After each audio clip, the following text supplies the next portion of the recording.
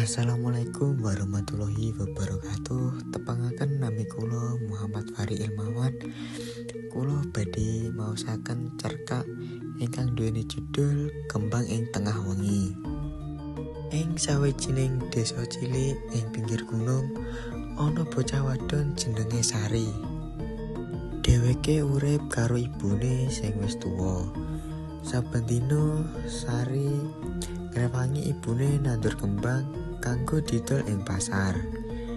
Sari seneng banget karo kembang, utamane kembang melati sing ambune wangi. Siji wengi nalika Sari ngopeni kembange ing kebon, dheweke weruh ana cahya aneh ing tengah-tengah tanduran. Cahya kuwi katon kaya kembang sing murup.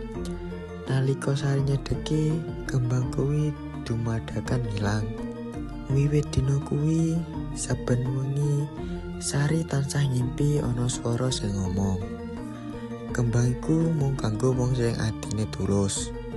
Sari dadi penasaran, lan saben wengi dheweke lunga menyang kebon kanggo goleki kembang misterius mau. Nanging saben teka kono ora nate nemu maneh.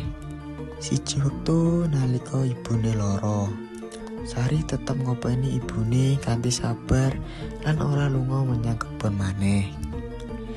Nalika wengi pungkasan ibune isih urip, cahya iku muncul maneh, mlebu lewat jendela lan nganti dadi kembang melati sing indah.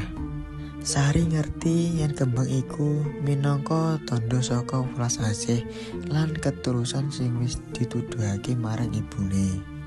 Cerita iki ngajari supaya kita tansah tulus welas asih wong tuwa lan ora gampang nyerah.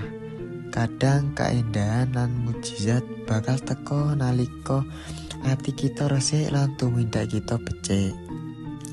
Cekap semanten saking kula. Wassalamualaikum warahmatullahi wabarakatuh.